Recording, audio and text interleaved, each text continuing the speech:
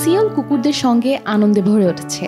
এই সপ্তাহান্তে শহরে প্রথমবারের মতো বড় কুকুর স্পোর্টস প্রতিযোগিতা হয়েছে ওয়ার্ল্ড কাপ পার্কে, যেখানে অনেক কুকুর এবং তাদের মালিক রোদে দৌড়েছে, লাফিয়েছে এবং খেলেছে।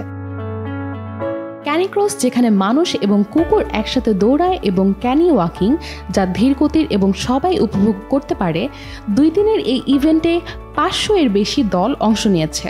কিংবদন্তি ম্যারাথন দৌড়বিদ লি বংজুও অংশগ্রহণ করেছেন, যা দেখায় কুকুরের সঙ্গে দৌড়ানো সবচেয়ে চ্যালেঞ্জিং এবং রোমাঞ্চকর খেলা হতে পারে।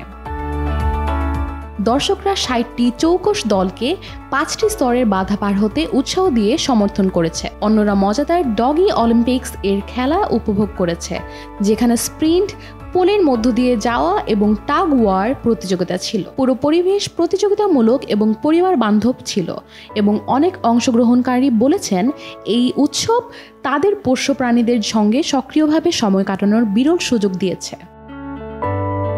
কিন্তু সবকিছুই প্রতিযোগিতা নয়। দর্শকরা পোষা প্রাণীর সিপিআর ক্লাস, কুকুরের মাসাজ থেরাপি ওয়ার্কশপ এবং সিওল ন্যাশনাল ইউনিভার্সিটির বিশেষজ্ঞ প্রফেসরদের লেকচার উপভোগ করেছেন। প্রোগ্রামটি অব্যাহত থাকে কুকুরদের ফ্যাশন শো, আকর্ষণীয় ফ্রিসবি প্রদর্শনী এবং নাচরত কুকুরদের সঙ্গে, যা শেষ পর্যন্ত কুকুর ও দর্শক উভয়ের উচ্ছ্বাসকে ধরে রাখে। মজা, ফিটনেস এবং পোষা কুকুরদের সঙ্গে আনন্দের ঢেউ মিলিয়ে সিওলের কুকুর স্পোর্টস ফেস্টিভ্যাল ইতিমধ্যেই বার্ষিকভাবে প্রত্যেকের প্রিয় অনুষ্ঠান হিসেবে আবির্ভূত হয়েছে। Sanjita Chowdhury, Daily Sun.